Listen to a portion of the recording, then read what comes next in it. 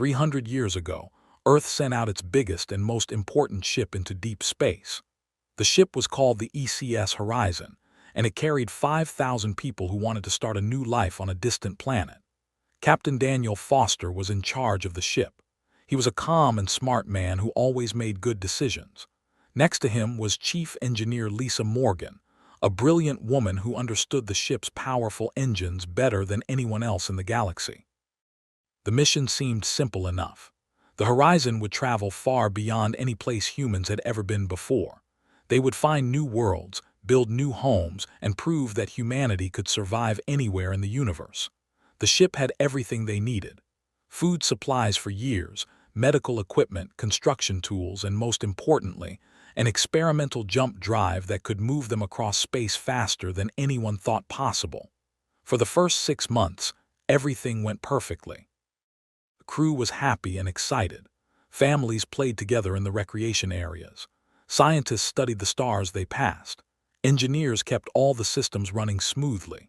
Captain Daniel Foster walked through the halls every day, talking to people, making sure everyone felt safe and confident about their future. Then one day, during a routine jump between star systems, something went terribly wrong. Chief Engineer Lisa Morgan was monitoring the jump drive when all her screens started showing strange readings. The numbers did not make sense. The energy levels were climbing higher and higher, way beyond what should have been possible. She called out to the captain, but before anyone could do anything, a bright white light filled every part of the ship. When the light faded, the Horizon was gone, completely vanished. No explosion, no debris floating in space, no emergency signal calling for help. The ship and all 5,000 people on board simply disappeared as if they had never existed at all. Back on Earth, people waited for news. Days turned into weeks, weeks turned into months. Search parties looked everywhere, but they found nothing. Families cried for their lost loved ones. The government held memorial services. Scientists argued about what might have happened, but nobody really knew. Eventually, everyone accepted the sad truth. The Horizon was lost forever, and those 5,000 brave people were dead. Over the next 300 years, humanity moved on. Earth built more ships, but they were slower and safer. No more experimental jump drives. No more big risks. They established 37 colony worlds using careful, proven technology. Humans spread across their corner of the galaxy, always remembering the Horizon as a warning about what happens when you push too far, too fast. The galaxy changed a lot during those 300 years. 4 massive empires grew powerful and took control of most of known space. The Caltharian sovereignty was made up of tall beings whose bodies looked like they were made of crystal. They were rich and controlled most of the trade in the galaxy. If you wanted to buy or sell anything important, you had to deal with the Caltharians. The Viren hegemony was different. They were reptilian warriors who loved fighting and conquest. They believed that strength was the only thing that mattered. Their soldiers were fierce, and their warships were feared throughout the galaxy. They ruled over hundreds of worlds through military might and strict discipline. The Nexari Collective was perhaps the strangest of all the empires. They were not really individuals at all. Instead, billions of beings shared one mind, thinking and acting together like one giant organism. They made decisions through pure logic and mathematics. Emotions meant nothing to them. Only calculations and probabilities mattered. The Fourth Empire was the Torvan Mandate. They were amphibious creatures who could live in water or on land. They were not as strong as the Viren or as rich as the Caltharians, but they were clever. They survived by being neutral, by trading information, and by making deals that kept everyone else from fighting too much. In the middle of all these powerful empires, humanity's Terran coalition was small and weak. The other species looked down on humans. At the big meetings where empires made decisions, human representatives had to sit quietly and accept whatever the powerful empires decided. Ambassador Karen Hughes represented humanity at these meetings, and she hated every minute of it. The other ambassadors treated her like she was stupid or unimportant. When she tried to speak, they would talk over her. When humans needed help, the empires would ignore them or demand huge payments. Karen had to smile and be polite even when they insulted her people. She had to make deals that were unfair just to keep humanity safe. But she never forgot how they treated her. She never forgot that her people deserved better. Human technology was old and slow compared to the empires. Human warships could barely fight off pirates, let alone challenge a real military fleet. Human colonies had to buy most of their advanced equipment from alien traders at terrible prices. Everyone in the galaxy knew that humans were weak, and the empires liked it that way. But then something impossible happened. A small coalition science ship called the CSS Darwin was exploring a dangerous region of space known as the Epsilon Barrier. Captain Andrew Miller was in charge of the Darwin. He was a careful man who followed all the rules and never took unnecessary risks. His ship only had 30 people on board, mostly scientists who studied strange phenomena in space. One of those scientists was Dr. Patricia Grant. She was studying gravitational readings when her equipment suddenly went crazy. Numbers scrolled across her screen faster than she could read them. Warning lights started flashing. Her console was detecting something that should not exist. "Captain Miller," she called out, her voice shaking with confusion. "I'm picking up something very strange. There is a contact moving through space at incredible speed." Captain Miller came over to look at her screen. "How fast?" he asked. "0.98 light speed, sir," Patricia said. "In normal space, not in hyperspace. That should be impossible." The captain stared at the readings. She was right. Nothing could move that fast in normal space. The laws of physics did not allow it. Even the most advanced Empire ships had to enter hyperspace to travel between stars. Moving at near light speed in normal space required more power than any known engine could produce. "Is it some kind of natural phenomenon?" the captain asked. "Maybe a comet or an asteroid caught in a strange gravity field." Dr. Grant shook her head. "No, sir. The signature is definitely artificial. It is a ship, a very big ship, and the energy readings I am getting do not match anything in our database." She worked quickly, trying to get more information. Her hands moved across the controls, refining the sensors, filtering out interference from the Epsilon barrier. Slowly, an image started to form on the main screen. "I am getting a visual now," she said. "Captain, you need to see this." The image was fuzzy at first, but it got clearer. They could see a massive vessel, much bigger than any warship the Darwin had ever encountered. Its hull was sleek and predatory, covered in strange systems that pulsed with barely contained energy. The ship looked powerful and dangerous in a way that made everyone on the Darwin's bridge feel nervous. Then Dr. Grant did something that made her gasp out loud. She ran a scan of the ship's hull composition, checking what metals and materials it was made from. When the results came back, her face went pale. "Captain," she whispered, "the hull's signature matches Terran alloys, old specifications from before the coalition was formed." Nobody spoke. They all understood what that meant, but it seemed too crazy to believe. Dr. Grant zoomed in on the side of the ship, enhancing the image as much as she could. There, barely visible through 3 centuries of wear and damage, were faded letters painted on the hull: ECS Horizon.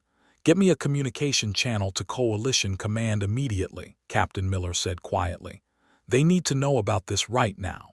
The message reached Earth within hours. At first, nobody believed it.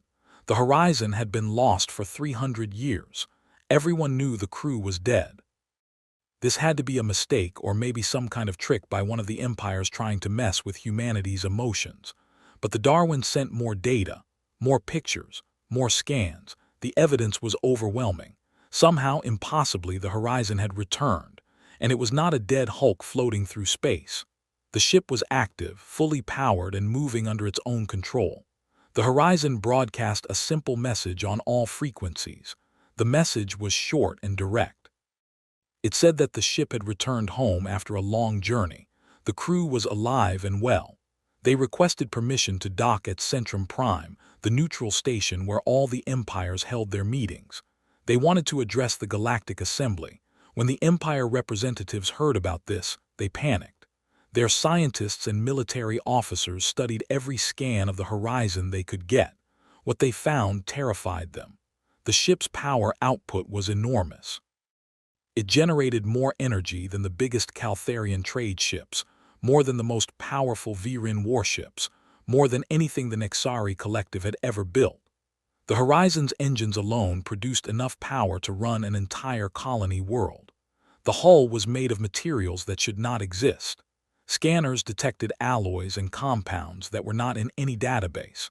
The molecular structure was impossibly complex, stronger than anything known to science. The armor could probably withstand direct hits from weapons that would vaporize a normal ship. And the weapons. The Horizon was covered in weapon systems that the empires could not even identify. Strange ports and projectors that radiated energy signatures beyond anything in their experience. Military analysts tried to calculate what those weapons could do, and their computers kept giving answers that seemed impossible. The Horizon, they concluded, could probably fight off an entire fleet by itself. But the most disturbing thing was the ship's propulsion system. It moved through normal space at speeds that violated everything the empires knew about physics. It did not use hyperspace. It did not use jump gates. It just moved, as if the laws of the universe simply did not apply to it anymore. Lord Zethrin, the Caltharian representative, called an emergency meeting. His crystalline body glowed with anxiety as he addressed the other empire leaders.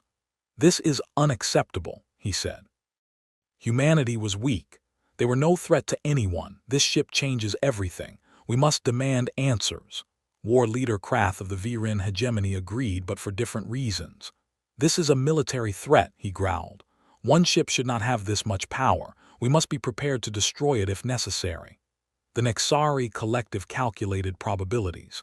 Their spokesman, a tall figure that seemed to shimmer as billions of minds thought together, announced their conclusion. "There is a 94% probability that the humans are bluffing. They must have found some abandoned alien technology and are trying to intimidate us. We should call their bluff." Only the Torvan ambassador seemed thoughtful rather than afraid. "Perhaps we should listen to what they have to say before we make threats," she suggested. But nobody paid attention to her. The other empires were too busy being scared and angry. When the Horizon finally arrived at Centrum Prime, every ship in the system could see it clearly. The vessel was enormous, easily twice the size of the biggest Empire warship. It moved with casual grace, its engines barely working as it glided into position near the station. Guards and defense platforms surrounded the ship, but everyone knew that if the Horizon wanted to cause trouble, nothing could stop it. A shuttle departed from the Horizon and flew to the main docking bay. Security forces were everywhere, watching carefully as the shuttle doors opened. 3 people walked out, and their appearance shocked everyone who saw them. Captain Daniel Foster looked exactly like he did in the old pictures from 300 years ago. He should have been ancient, either dead or incredibly old. Instead, he appeared to be in his middle years, healthy and strong. His eyes were bright and alert. He moved with confidence and purpose. Next to him was Chief Engineer Lisa Morgan, also looking far too young and healthy. The third person was First Officer Kevin Stone, a man whose name appeared in the historical records but who everyone thought had died centuries ago. Ambassador Corinne Hughes was waiting for them in the docking bay. She had seen their pictures, had studied the mission reports from 300 years ago, but seeing them in person was overwhelming. She felt tears in her eyes as she walked forward to greet them. "Captain Foster," she said, her voice shaking with emotion. "On behalf of the Terran Coalition and all of humanity, welcome home. We thought we had lost you forever." Daniel Foster smiled warmly. He had a kind face, but there was something different about him now, something that had not been there in the old photographs. He seemed more aware somehow, more present, as if he was seeing things that other people could not see. "Thank you, Ambassador Hughes," he said. "We were lost, that much is true. But we found something out there in the darkness, something that changed us, changed everything." The assembly chamber was packed with representatives from hundreds of worlds. Everyone wanted to see the returned humans, to hear their story, to understand how this impossible thing had happened. The Empire leaders sat in their special seats at the front, trying to look calm and in control even though they were terrified inside. When Captain Foster, Engineer Morgan, and Officer Stone walked into the chamber, every eye followed them. They did not look nervous or intimidated.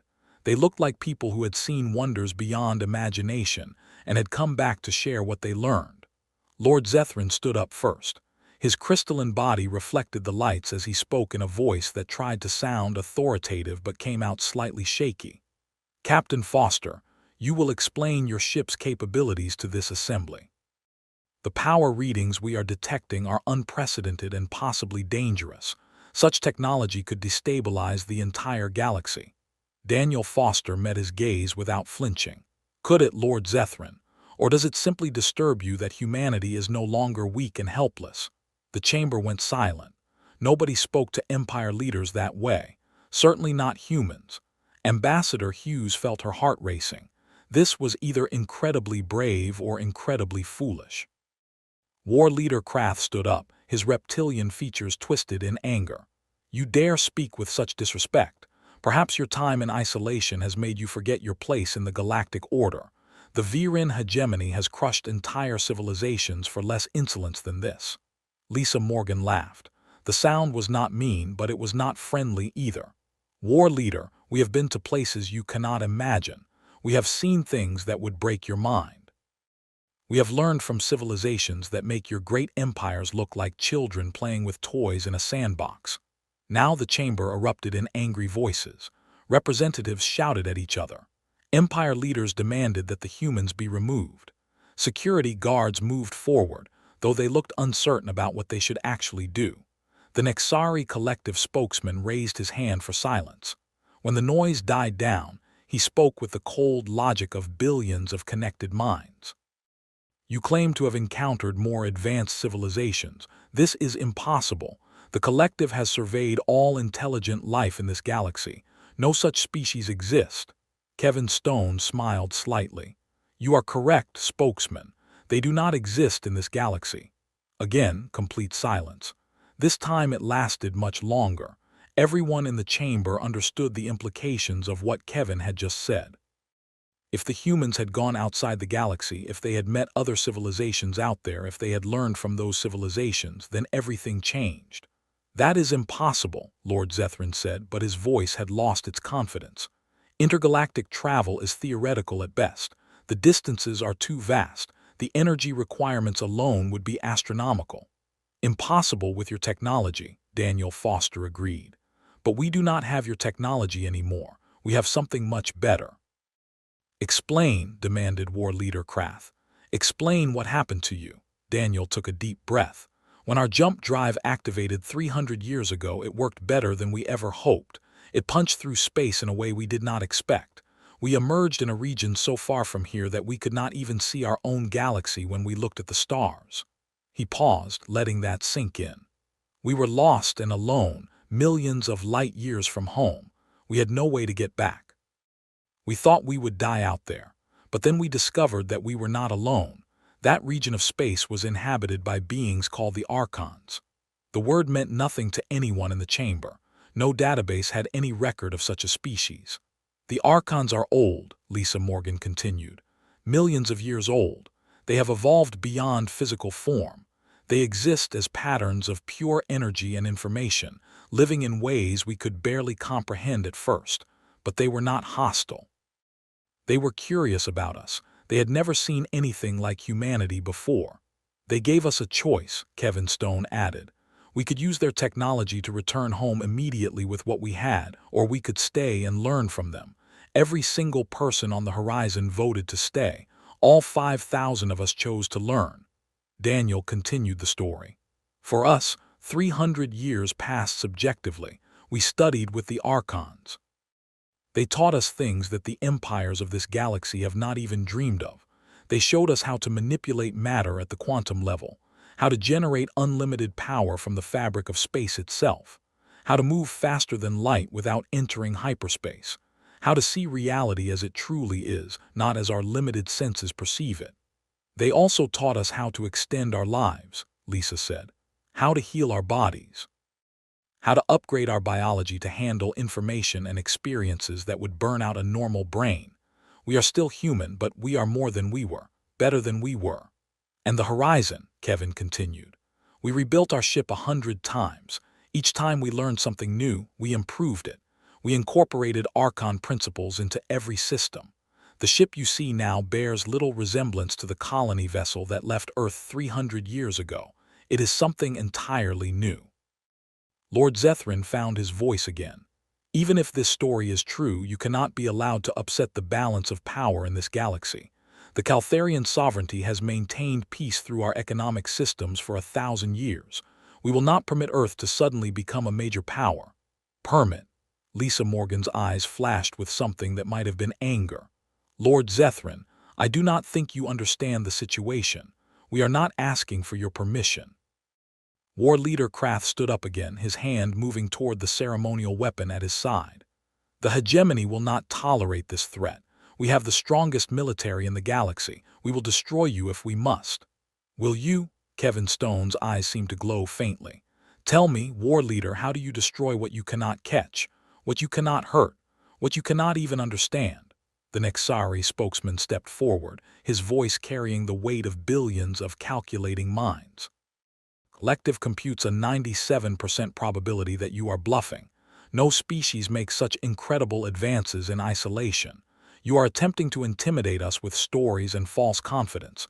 We do not believe you, Daniel Foster sighed. He looked genuinely disappointed. I had hoped you would simply take us at our word, that we could discuss this like reasonable beings, but I can see that you need proof. He turned to Ambassador Hughes. Karen, you might want to step back a bit. Ambassador Hughes quickly moved to the side of the chamber.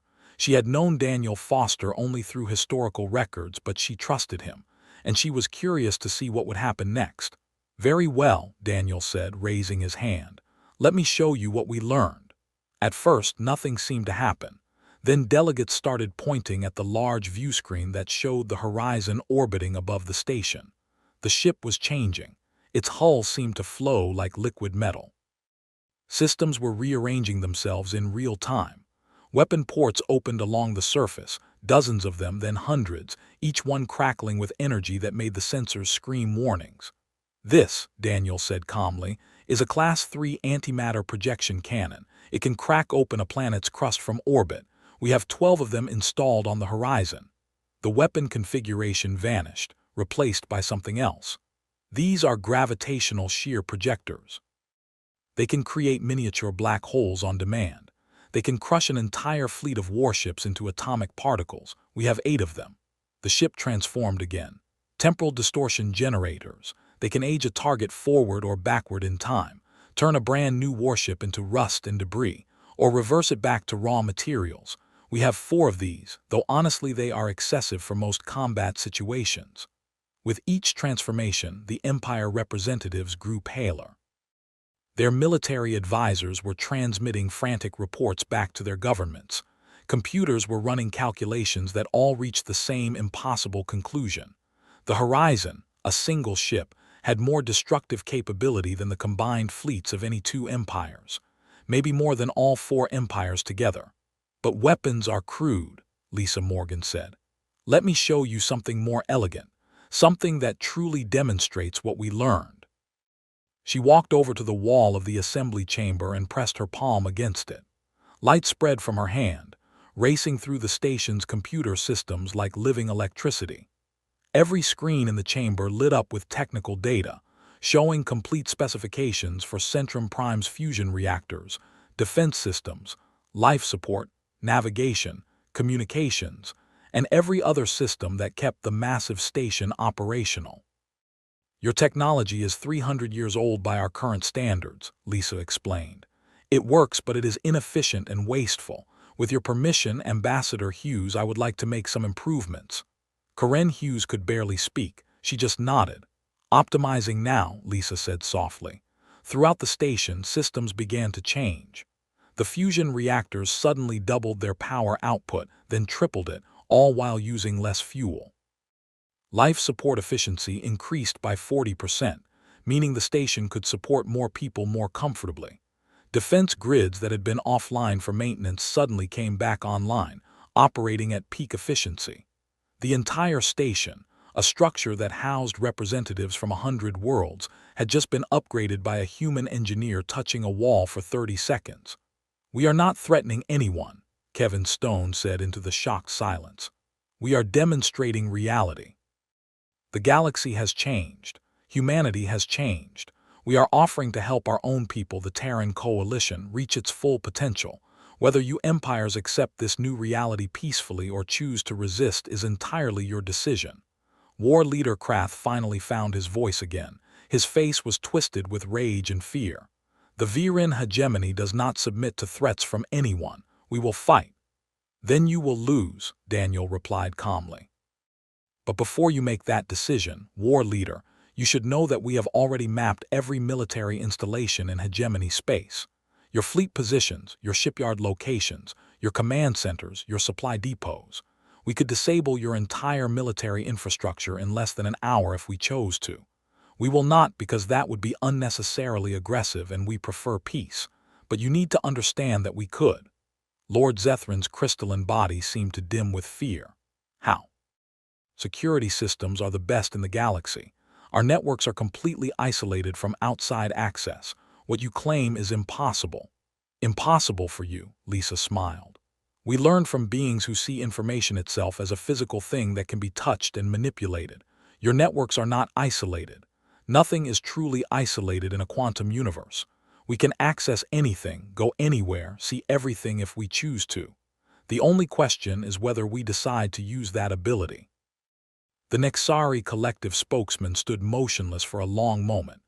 Billions of minds were conferring, recalculating probabilities, analyzing everything they had just witnessed. When he finally spoke, his voice carried something that might have been respect, which was remarkable for a species that normally showed no emotion at all. The collective revises its previous calculations, he announced. Your claims appear to be substantiated by observable evidence.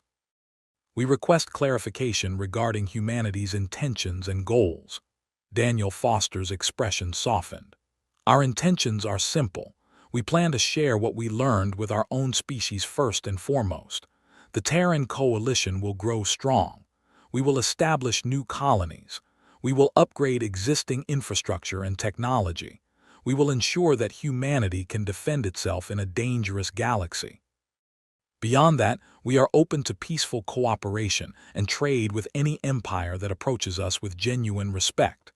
And if we do not, War Leader Krath demanded, what if we view your sudden power as an unacceptable threat that must be eliminated before it grows stronger? Then you will discover why the Archons chose to teach us, Kevin Stone said quietly. We are not warriors by nature, War Leader. Humans prefer peace and cooperation. But we learned from beings who have survived in this universe for millions of years by being so powerful that no one dares to threaten them. They taught us something important. In a hostile galaxy, the only way to maintain lasting peace is to be so overwhelmingly strong that attacking you becomes unthinkable. The Archons taught us another thing too, Lisa added. They showed us that truly advanced civilizations do not conquer others. They do not need to. They exist at a level where conquest becomes meaningless and pointless. That is where we are headed. That is where we intend to take all of humanity. You empires can join us as partners and allies if you choose to, or you can cling to your old power structures and watch as they become irrelevant and obsolete. The choice is entirely yours to make. Ambassador Karen Hughes stepped forward. Her voice was strong and clear.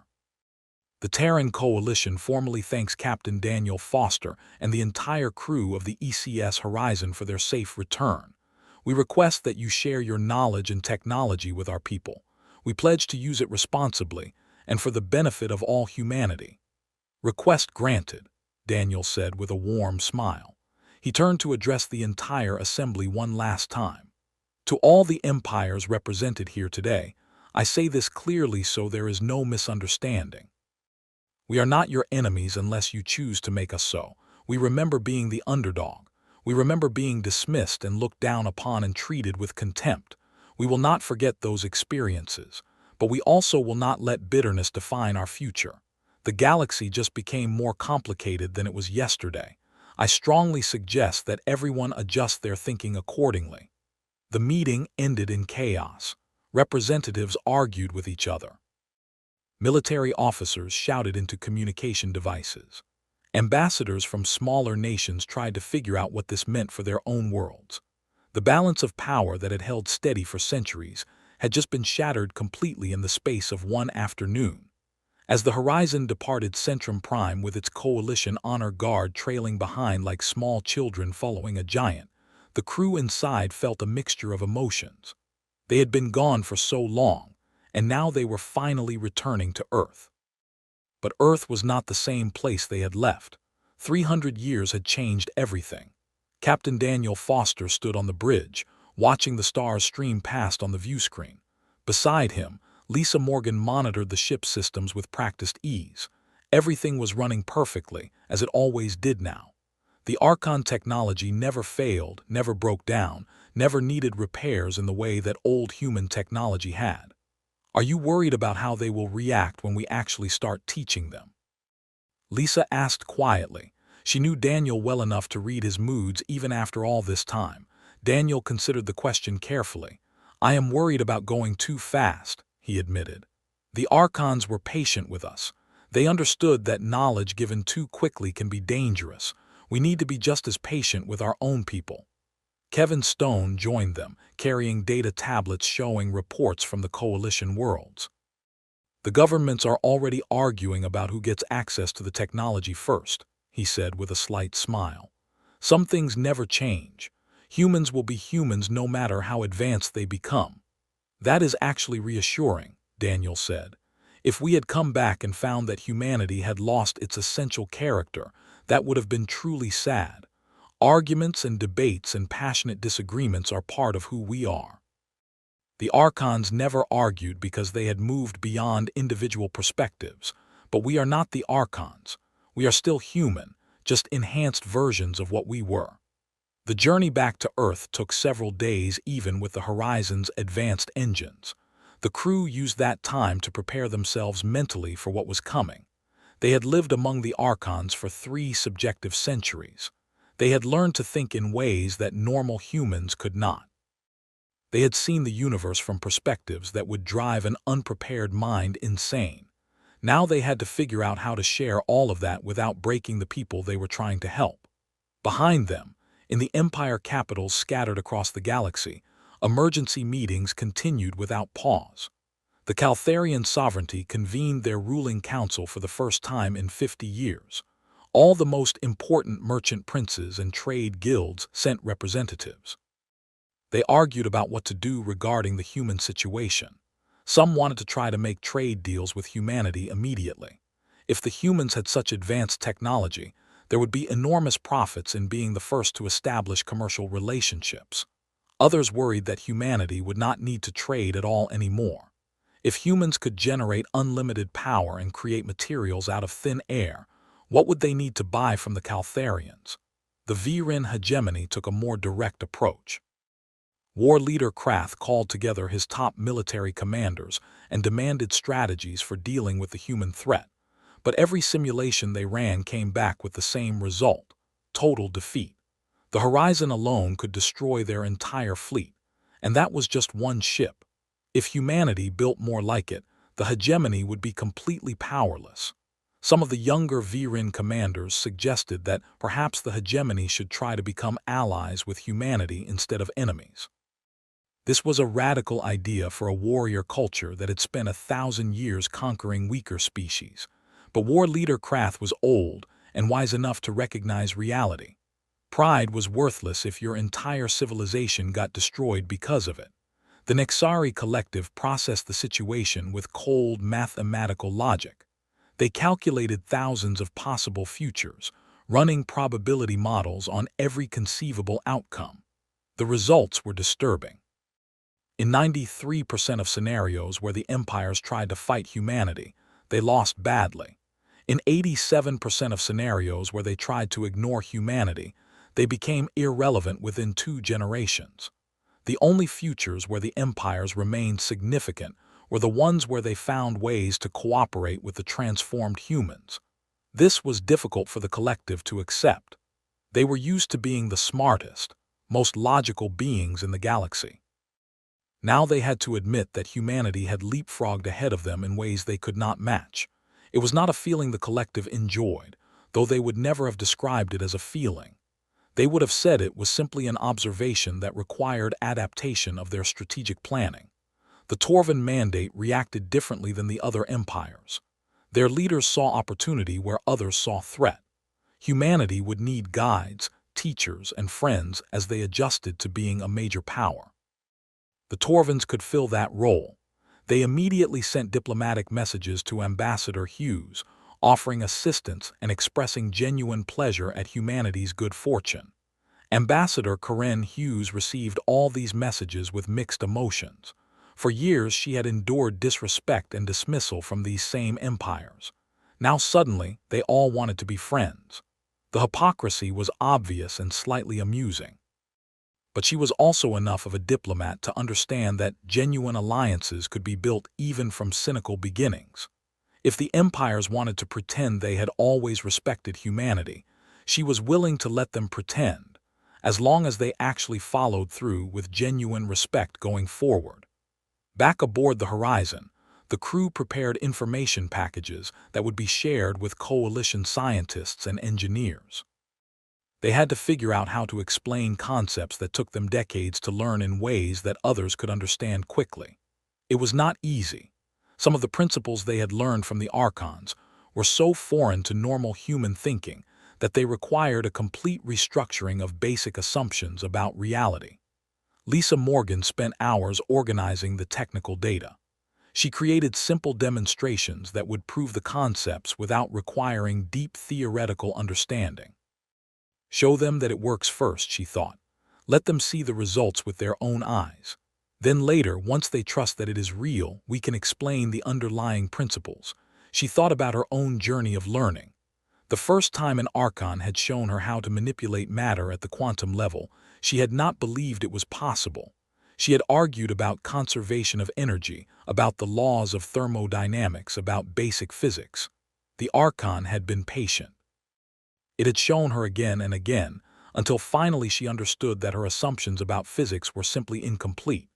The laws she knew were not wrong exactly, just limited to certain scales and circumstances. Kevin Stone focused on the social aspects.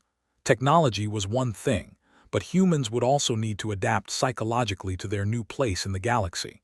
Going from being weak and dismissed to being powerful and feared was not a simple transition. Some humans would become arrogant. Others would become paranoid. Still others would try to abuse their new power. There needed to be wisdom along with the technology. He prepared educational materials about what they had learned from the Archons regarding responsibility and ethics. The Archons had shown them that power without wisdom was just another form of weakness.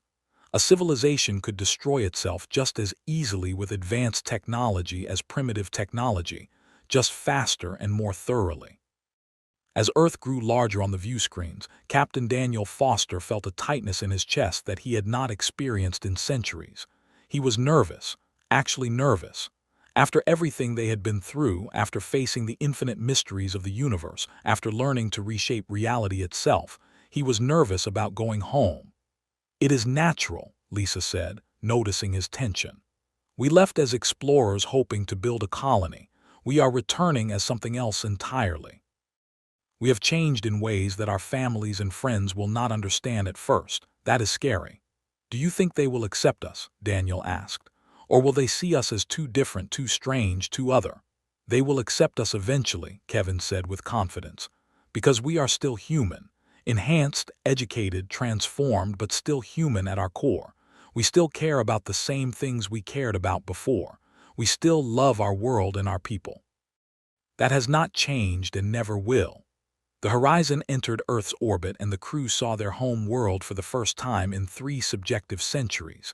It looked so small from space, so fragile and vulnerable, a blue and white marble hanging in the void.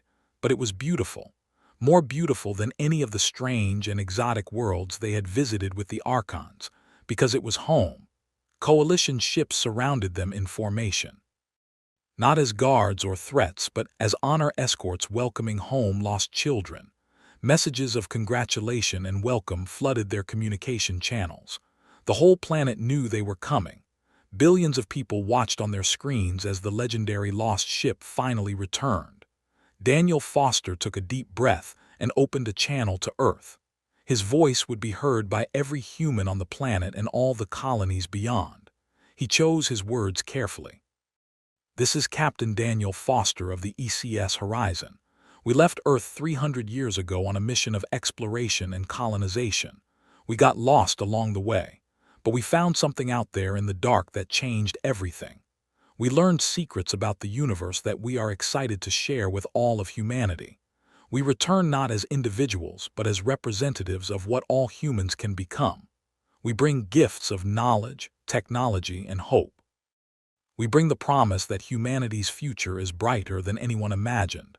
Welcome us home, and let us begin building that future together." The response from Earth was overwhelming. Cheers and celebrations broke out in every city. People cried tears of joy. Scientists prepared themselves to learn. Engineers readied their workshops. Teachers got ready to educate. The whole species felt hope and excitement in a way they had not experienced in generations. And in the shadows, in the quiet meeting rooms of the empire capitals far away, leaders watched and calculated and worried, because they understood that the galaxy had just changed forever. The age of the four great empires was ending. A new age was beginning, and none of them knew exactly what that new age would bring. The horizon descended through Earth's atmosphere like a falling star, except it moved with perfect control and grace. Millions of people gathered in the open areas around the landing site, hoping to catch a glimpse of the legendary ship. News cameras from every network pointed skyward, broadcasting live to billions of viewers across all human worlds. Captain Daniel Foster watched the crowds through the viewscreen and felt his heart swell with emotion. These were his people. After 3 subjective centuries away, after learning from beings so advanced they barely resembled physical life anymore, after becoming something more than he had been, he was still fundamentally human. And these were still his people. The landing was perfect. The horizon settled onto the massive landing pad that had been hastily constructed for it. The ship was so large that it dwarfed every building nearby. Its shadow covered several city blocks. Ground crews stared up at it with awe and more than a little fear. This was human technology, but it looked alien and intimidating. President Victoria Lang waited at the base of the landing ramp with Ambassador Karen Hughes and a delegation of coalition officials. Victoria was in her 60s, a career politician who had spent her entire life working for humanity's benefit. She had gray hair and tired eyes, but her posture was straight and dignified. She would not show weakness in front of the returning heroes, even though she felt completely overwhelmed by the situation. The ramp extended from the horizon with a soft hiss of hydraulics. Daniel Foster walked down first, followed by Lisa Morgan and Kevin Stone. Behind them came more crew members, 5,000 people total, all of them looking impossibly healthy and young despite being technically hundreds of years old. President Lang stepped forward and extended her hand. Daniel shook it firmly. For a moment neither of them spoke. Then Victoria said simply, "Welcome home, Captain. We have waited a long time for this day." "Thank you, Madam President," Daniel replied. "We have traveled a long way to get back here. There is so much we need to share with you, so much to teach, so much to show you. Humanity's future begins today." The ceremony was brief. Nobody wanted to waste time with long speeches when there was so much work to do. The crew of the Horizon was transported to a secure facility where they would begin the process of sharing their knowledge with coalition scientists and engineers. The Horizon itself remained on the landing pad, guarded by military forces who were told to keep everyone at a safe distance. Over the next few weeks, the transfer of knowledge began in earnest. Daniel Foster personally selected the scientists and engineers who would receive the first lessons. He chose people who were open-minded, intelligent, and most importantly, ethical. Technology without morality was dangerous, and the Archon technology was powerful enough to destroy civilization if misused. Dr. Christopher Wade was one of the first chosen. He was a physicist in his 40s, brilliant but humble, known for his careful experimental methods and his willingness to admit when he did not understand something. Lisa Morgan sat down with him in a secure laboratory and began teaching him the basics of quantum matter manipulation. "Everything you learned about physics is correct as far as it goes," Lisa explained. "But it is incomplete. Physics textbooks teach you about matter and energy as if they are separate things. They are not. They are two aspects of the same underlying reality. Once you understand that, truly understand it at a deep level, you can learn to convert between them freely. Christopher frowned. That sounds like you're talking about Einstein's equation. Energy equals mass times the speed of light squared. We have known about mass-energy equivalents for centuries. You have known the equation, Lisa agreed, but you have not known how to actually use it practically. The archons taught us how to manipulate the quantum field directly. Watch. She held out her hand, palm up. At first nothing happened. Then a faint glow appeared above her palm. The glow brightened and solidified. Within seconds, a perfect sphere of pure diamond sat in her hand, about the size of a golf ball. She had created it from nothing, pulling matter out of the quantum foam that underlies all of reality. Christopher's mouth fell open.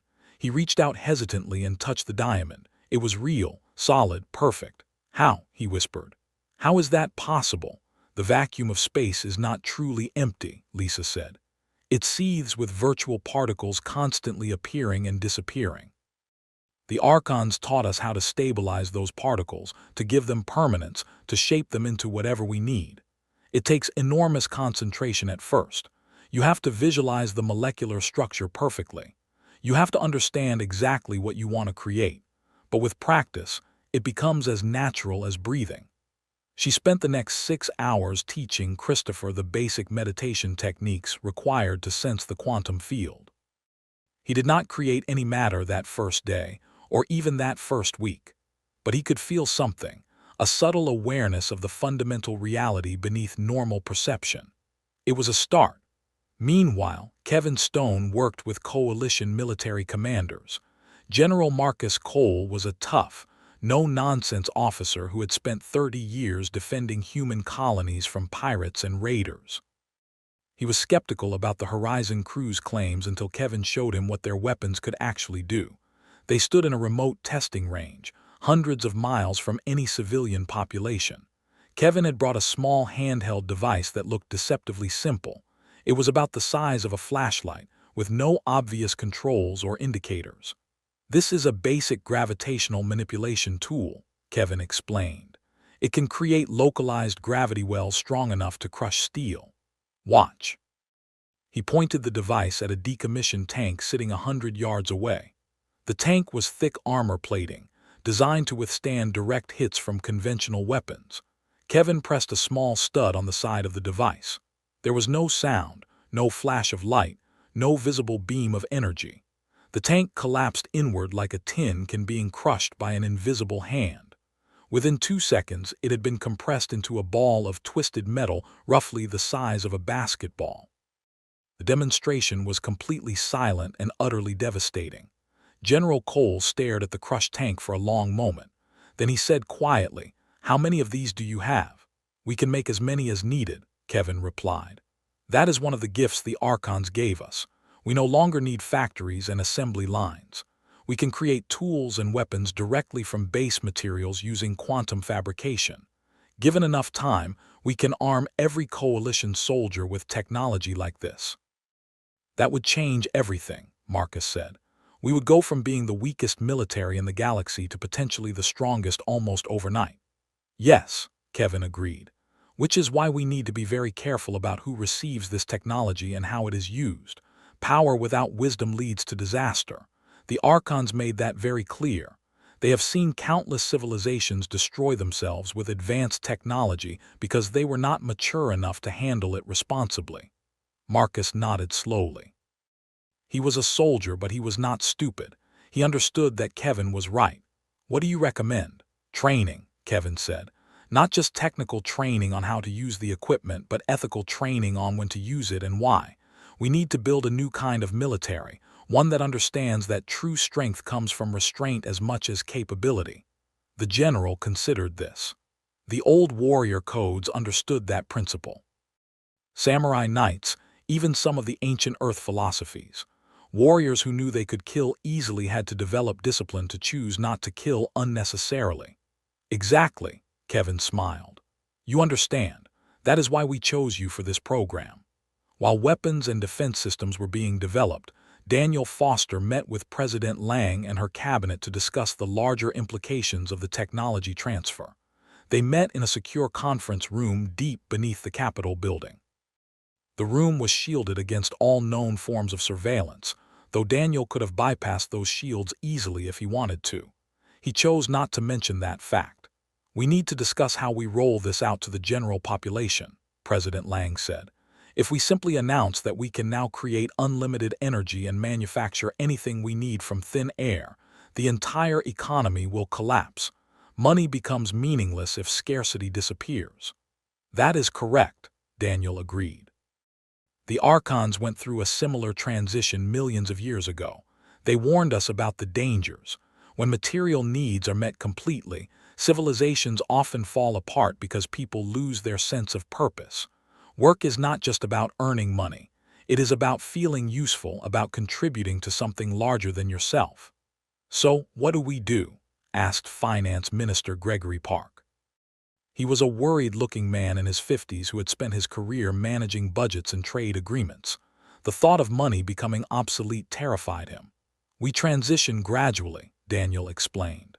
"First, we upgrade critical infrastructure, power generation, water purification, medical facilities, food production. We make sure everyone's basic needs are met, but we do not hand out personal fabrication devices that let people create whatever they want. Not yet. People need time to adjust psychologically to a post-scarcity society." "How long will that take?" Victoria asked. "The Archons estimated that it took their species about 5 generations to fully adapt," Daniel said, "but they were starting from a much less advanced baseline than we are. With careful management, we might be able to do it in 2 or 3 generations. Maybe less if we are very smart about the social engineering." "Social engineering," Gregory repeated nervously. "That phrase has an ominous sound to it." "It does," Daniel admitted. "But consider the alternative.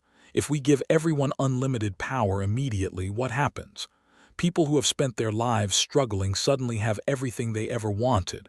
Some will handle it well. Many will not.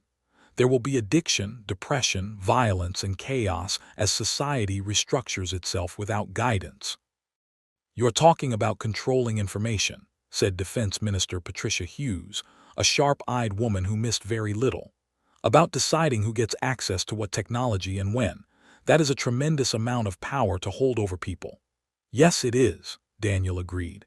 "Which is why we are not keeping that power for ourselves. The Horizon crew is offering to help, to teach, to guide.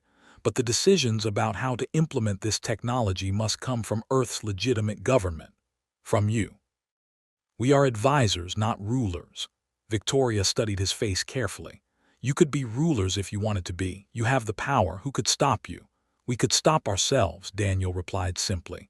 "The Archons taught us many things, but the most important was this: power is not about forcing others to obey. Real power is about enabling others to grow. We do not want to rule humanity. We want to elevate humanity. There is a big difference." The conversation continued for hours. Policies were debated, programs were outlined, timelines were established. It was complicated and difficult work, but it was necessary. The future of the entire species hung in the balance. Meanwhile, throughout the coalition worlds, news of the Horizon's return spread like wildfire. Public opinion was divided. Some people were excited and hopeful, imagining a future of unlimited abundance and possibility. Others were frightened, worried about what would happen when everything they knew changed. Still others were skeptical, convinced that it was all too good to be true and that there must be some terrible catch. Religious leaders struggled with the theological implications. If humans could now create matter from nothing, did that make them gods? Or were they just tapping into the same creative force that their gods had always used? Different faiths came to different conclusions, and heated debates erupted in churches and temples across human space. On the Viren homeworld, war leader Krath convened his council of generals once more. The intelligence reports from Earth were disturbing. Humans were beginning to develop weapons that matched or exceeded Viren technology. Within months, maybe weeks, the military balance would shift completely. "We must strike now," urged General Voss, a young and aggressive officer. "Before they become too strong, before they finish arming themselves. We can still win if we attack immediately with everything we have. And if we lose, asked war leader Krath quietly, what then? The hegemony would be destroyed, our people scattered, our culture erased. Is your pride worth that risk? We are warriors, Voss insisted. We do not bow to anyone. It is not in our nature to accept a lesser position. Warriors who fight battles they cannot win are not brave, Krath replied. They are stupid, and stupidity gets people killed. He looked around the table at his generals. I am old. I have fought in more wars than most of you have lived years. I have learned that there are times to fight and times to adapt. This is a time to adapt.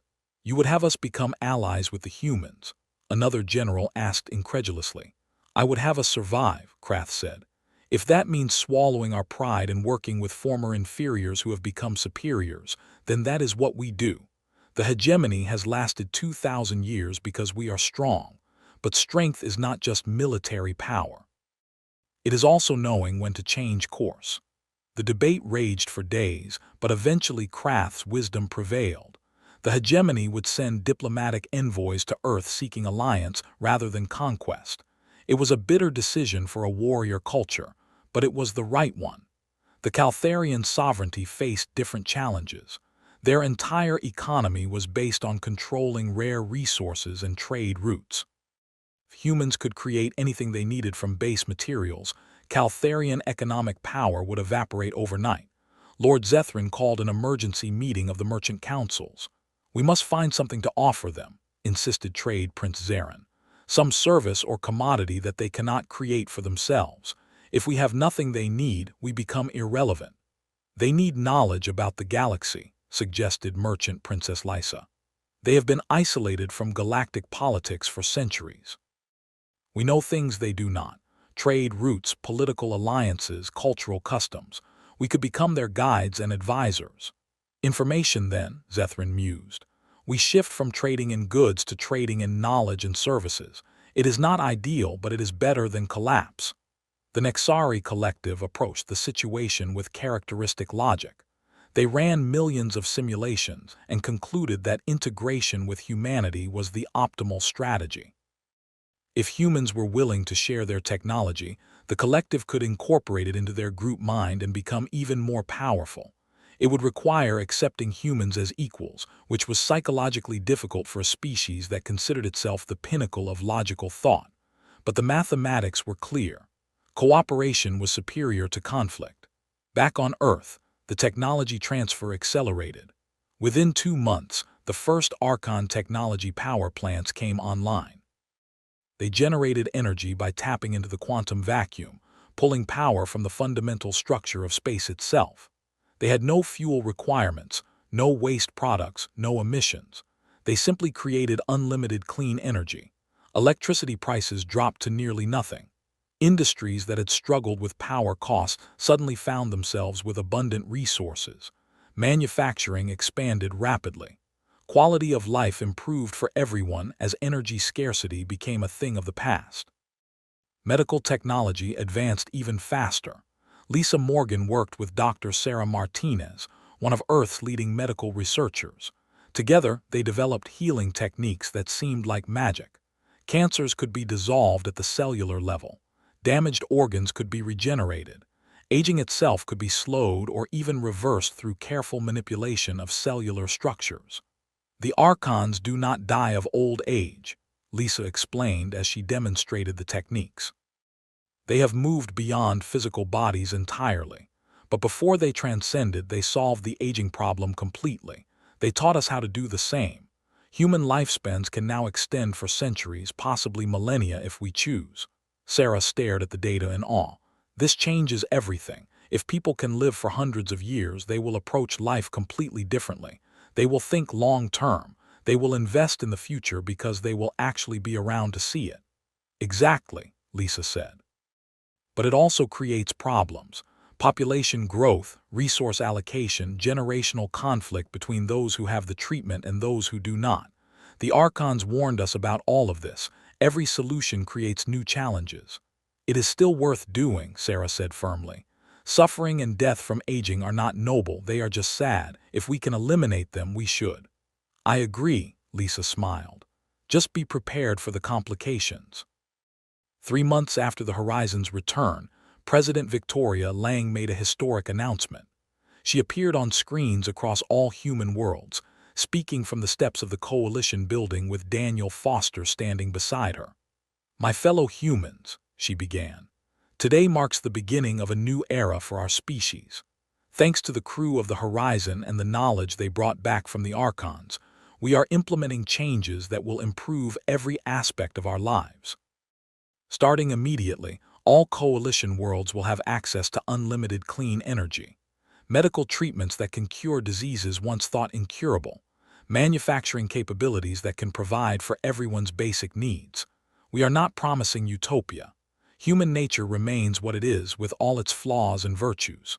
But we are promising that no human will ever again lack food, water, shelter, or medical care because of simple scarcity. The age of want is over.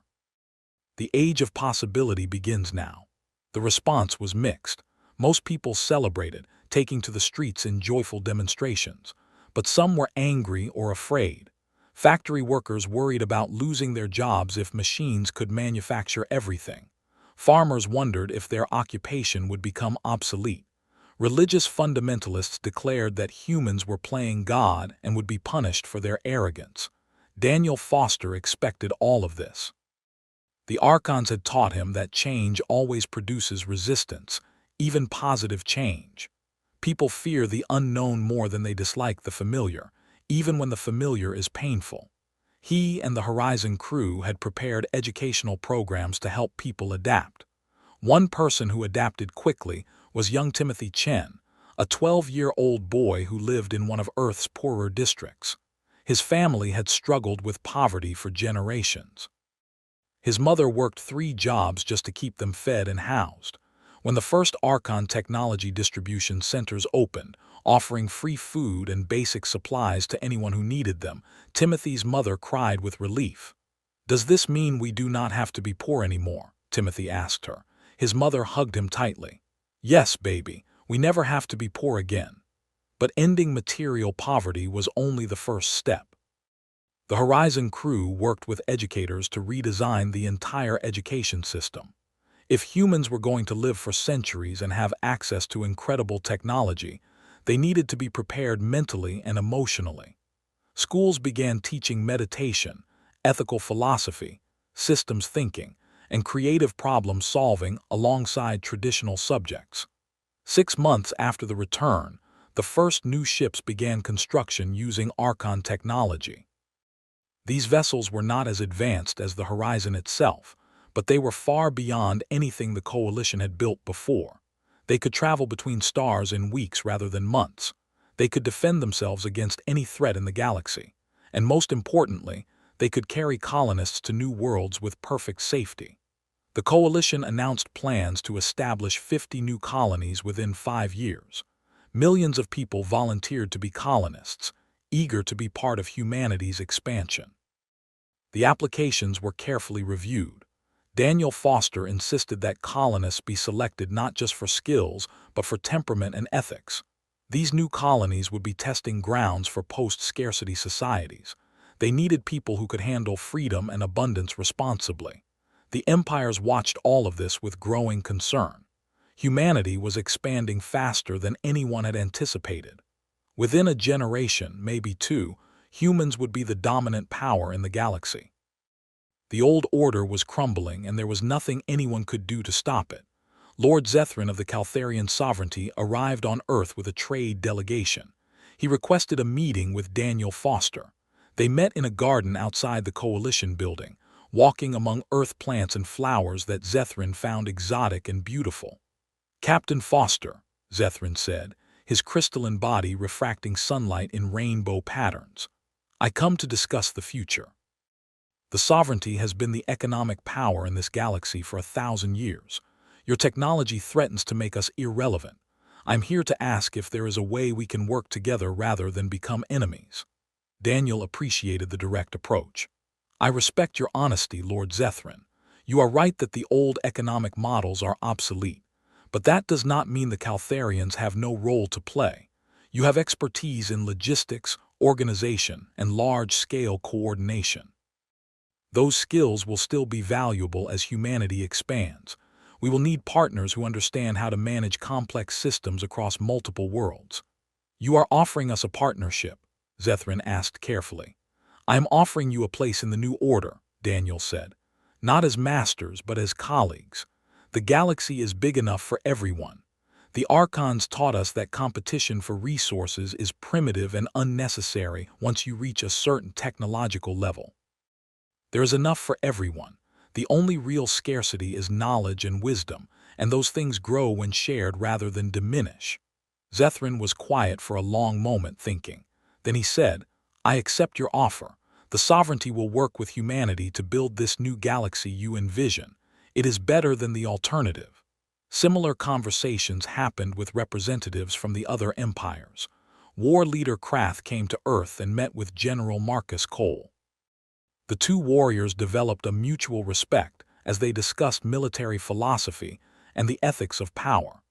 The Viren hegemony agreed to an alliance treaty, promising to defend coalition worlds in exchange for access to medical technology that could extend Viren lifespans. The Nexari Collective sent a delegation of linked minds to study human social structures. They were fascinated by human individuality and emotional complexity, qualities they had sacrificed in their pursuit of pure logic. Some younger members of the collective quietly wondered if they had given up too much. A few even chose to separate from the group mind, accepting individuality for the first time in their species' history. It was a scandal, but also a sign of changing times. The Torvan Mandate became humanity's closest allies, as they had hoped. Torvan diplomats helped smooth conflicts between humans and other species. Torvan traders established commercial relationships that benefited everyone. The Torvans had always survived through adaptability, and they adapted quickly to the new galactic order. 1 year after the Horizon's return, the first colony ships departed for distant stars. Each ship carried 10,000 colonists and everything they needed to build a thriving society. The ships were beautiful, sleek vessels that looked like art as much as engineering. They incorporated Archon principles in every system, making them nearly indestructible and completely reliable. Daniel Foster stood on the landing field watching the first ship lift off. Lisa Morgan and Kevin Stone stood beside him. All three felt a profound sense of accomplishment mixed with awareness of how much work remained. We did it, Lisa said quietly. We actually did it. We brought humanity into a new age. We started it, Daniel corrected gently. The work will continue for generations, maybe centuries. Changing a civilization is not a quick process. Do you think we made the right choices? Kevin asked. About how to share the knowledge, how to structure the transition. The Archons told me something important, Daniel said. They said that there is no such thing as perfect decisions, only the best choices you can make with the information you have at the time. We did our best. We were thoughtful and careful. We tried to balance speed with safety. That is all anyone can ask.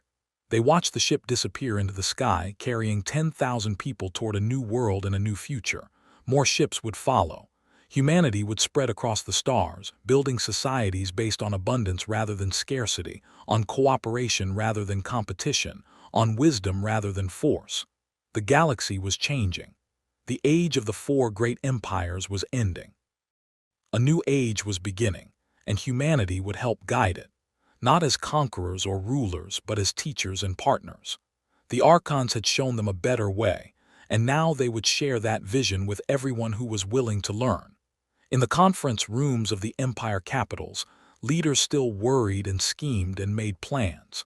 But their plans were increasingly about how to adapt to the new reality rather than how to resist it. Even the most conservative and traditional civilizations were beginning to accept that the universe had shifted beneath their feet. On a Viren colony world, a young warrior named Dax listened to stories about the horizon and dreamed of meeting the humans who had traveled beyond the galaxy. On a Caltharian trade station, a merchant named Tessa wondered if she should give up commerce and study philosophy instead, since money was losing its meaning. On an Nexari research vessel, a scientist who had recently left the collective wrote poetry for the first time, trying to express emotions that pure logic could never capture. Everywhere in every species, individuals were changing. Some slowly, some quickly, but all moving in the same general direction. Toward something better, toward something more. The Archons had planted a seed 300 years ago when they found the lost horizon. That seed had grown into a tree, and the tree was bearing fruit. Daniel Foster returned to his quarters that evening feeling tired but satisfied. Tomorrow there would be more meetings, more lessons to teach, more problems to solve. But tonight he could rest knowing that humanity was on the right path. The journey was far from over, but they had taken the first crucial step successfully. He thought about the Archons, those ancient beings who had shown such patience and kindness to a lost group of humans. He wondered if they were watching somehow, observing the results of their teachings. He hoped they were proud of what humanity was becoming. In the deep darkness between galaxies, in a realm where physical distance meant nothing, the Archons were indeed watching. They did not intervene, did not guide, did not interfere. They simply observed with the patience of beings who had existed for millions of years and would exist for millions more. One Archon spoke to another in a form of communication that transcended language. The humans progress well, they learn quickly, they adapt, they teach others. Perhaps they will succeed where so many others have failed. Perhaps, agreed the other Archon. Or perhaps they will find their own path different from ours but equally valid. That is the hope, not that they become like us but that they become the best version of themselves. Time will tell, said the first Archon. We have time. And they did. Time beyond measure. Time to watch humanity grow and change. Time to see what the future would bring. Time to wait and observe and hope that this species, these strange social creatures who valued emotions as much as logic, would find their way to wisdom without losing their essential humanity. On Earth, Daniel Foster fell asleep dreaming of stars. 3 years passed, and the transformation of human civilization continued to accelerate. Every month brought new breakthroughs, new discoveries, new applications of Archon principles. The coalition had grown from 37 worlds to 83 worlds. New colonies thrived on planets that would have been considered barely habitable just a few years earlier.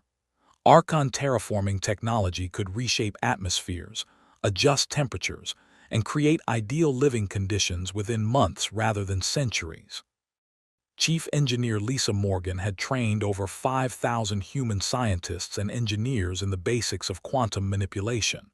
Some of them showed remarkable aptitude, creating innovations that even surprised Lisa. Humanity was not just copying Archon technology anymore. They were starting to develop their own variations, their own applications, their own unique approach to advanced science. Dr. Christopher Wade, the physicist who Lisa had trained first, had become one of the leading researchers in the field. He had developed a new technique for creating complex molecular structures that was actually more efficient than the method the Archons had taught. When Lisa examined his work, she felt pride mixed with excitement. This was exactly what the Archons had hoped for, not mindless imitation, but creative adaptation. The medical revolution had progressed even faster than anticipated. Dr. Sarah Martinez and her team had virtually eliminated cancer, heart disease, and most other major causes of death. People were living longer and healthier lives. The first anti-aging treatments had been rolled out to the general population, starting with the elderly and gradually expanding to younger age groups. The psychological impact of potential immortality was profound. People approached their lives differently when they knew they had centuries ahead of them. Long-term planning became common. Education became lifelong. Relationships deepened as people had more time to truly know each other.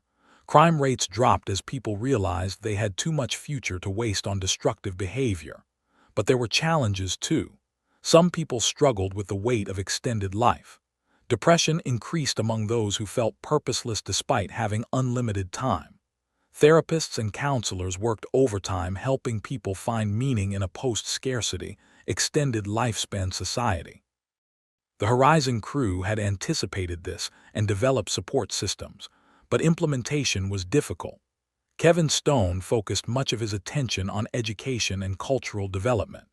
He believed that technological advancement without corresponding psychological and philosophical growth was dangerous. He established schools that taught not just technical skills but wisdom, ethics, and emotional intelligence. One of his students was a young woman named Rachel Brooks. She was 23 years old, brilliant but troubled. She had grown up in poverty before the horizon returned, and the sudden abundance confused her. Everything she had been taught about working hard to survive was now obsolete. She did not know how to find purpose when survival was guaranteed. Kevin met with her personally, something he did with students who seemed particularly lost. They talked for hours in his office, overlooking a garden filled with earth plants and alien flowers from a dozen worlds. 5 years after the Horizon's return, Daniel Foster called a grand assembly on Earth. Representatives from every human world and every major empire gathered in a massive amphitheater built specifically for the occasion.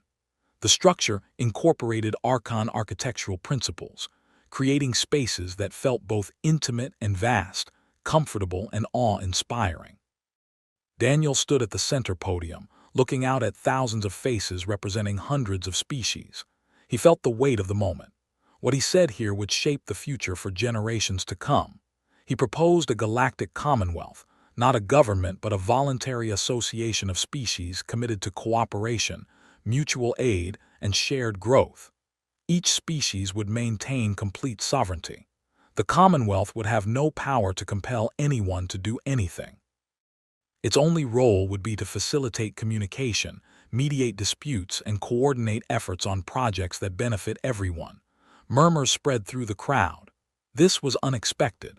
The empires had been preparing for humanity to declare dominance, to establish formal control over the galaxy. Instead, Daniel was proposing partnership. Lord Zethrin stood to speak and voiced support. War leader Krath stood next and also supported the proposal. One by one, representatives from dozens of species rose to voice their support. The Nexari Collective, the Torvan Mandate, even small species that had barely been noticed before. Within hours, the Galactic Commonwealth was born, not through conquest or coercion but through voluntary choice. The charter was simple. All members agreed to resolve disputes peacefully, to share knowledge freely, to help each other in times of crisis, and to respect each other's sovereignty and cultural differences. There were no complicated rules, no bureaucratic hierarchies, no enforcement mechanisms, just a shared commitment to a better way of existing together. President Victoria Lang, now in her 70s but looking decades younger thanks to anti-aging treatments, signed the charter on behalf of humanity. The celebration that followed lasted for days. Music from 100 cultures filled the air. Foods from 1,000 worlds were shared. People who had never met before became friends, united by hope for a common future. But Daniel Foster did not celebrate long. He knew that the real work was just beginning. Building institutions was easy compared to changing hearts and minds. The Commonwealth would only succeed if people genuinely committed to its principles, and that would take time, patience, and constant effort. He met with the other Horizon crew members in a private gathering. 5,000 people who had shared an incredible journey together, who had learned from the Archons, who had brought that knowledge home to transform their galaxy. They talked long into the night, these 5,000 who had traveled so far and learned so much. They remembered the moment the jump drive activated and threw them across the universe. They remembered meeting the Archons for the first time, terrified and awed. They remembered the long years of study, the slow transformation of their minds and bodies, the decision to return home. They remembered everything, and they knew that every moment had been worthwhile. On a distant world at the edge of known space, a human colony thrived. The settlers had been there for only 2 years, but they had already built a beautiful city using Archon construction techniques. Gardens covered the rooftops. Clean water flowed through public fountains. Energy was unlimited and free. Food was abundant. But more importantly, the colonists had created a culture of learning, creativity, and mutual support. They had schools where children learned science and art and philosophy. They had workshops where adults pursued their passions. They had community centers where people gathered to solve problems together. They had built not just a city, but a civilization worth being part of. A young girl named Emma stood on a hillside looking up at the stars. She was 10 years old, born after the Horizon's return, part of the first generation that would never know scarcity or want. She dreamed of becoming a ship captain like Daniel Foster, of exploring distant galaxies, of meeting civilizations even more advanced than the Archons. Her teacher, an elderly woman who had been on the Horizon, walked up beside her. They talked about the future, about all the possibilities that lay ahead. The conversation would shape Emma's entire life, guiding her toward a career in exploration and discovery. The galaxy continued to change. The Commonwealth grew stronger as more species joined, technologies advanced, understanding deepened. Peace became normal rather than exceptional. There were still conflicts, still problems, still challenges, but the overall direction was positive, moving toward something better. Daniel Foster lived to see his 300th birthday, still healthy and active thanks to Archon medical knowledge. He spent his later years teaching, writing, and helping young people find their paths. He never regretted the decision to stay with the Archons, to learn from them, to bring that knowledge home. It had been difficult, sometimes painful, often overwhelming, but it had been worth it. On the day he finally chose to rest, to let his long life come to a peaceful end, he was surrounded by friends and family. People who loved him, people he had taught, people whose lives he had touched. He had no regrets, no unfinished business, no fears about what came next. His last words were simple but powerful. They would be remembered and repeated for generations. He simply said to continue the good work they had started together. And they did exactly that. The galaxy he had helped create continued to evolve and grow. Humanity spread to 1,000 worlds, then 10,000. The Commonwealth expanded to include species from multiple galaxies. The Archon knowledge was studied, improved upon, and eventually surpassed as humans and other species developed their own innovations. But through all the changes, the core principles remained constant and strong. Cooperation over competition. Wisdom alongside power. Growth balanced with responsibility. These were the gifts the Archons had given, filtered through human experience and shared with the galaxy. And somewhere in the deep darkness between galaxies, the Archons watched and waited and hoped that this time, this species, would find its way to true enlightenment without losing its essential nature. Because that was the real test, the one that so many civilizations failed. Not whether you could become powerful, but whether you could become wise. Not whether you could transform yourselves, but whether you could remain yourselves while transforming. Humanity had passed the first tests admirably. The future would bring new challenges, new opportunities, new tests that nobody could predict. But for now, the galaxy was better than it had been before the Horizon returned. Peace was more common than war. Cooperation was valued more than conquest. Knowledge was shared freely rather than hoarded jealously. And that was enough. That was more than enough. It was a foundation upon which countless generations could build something even better.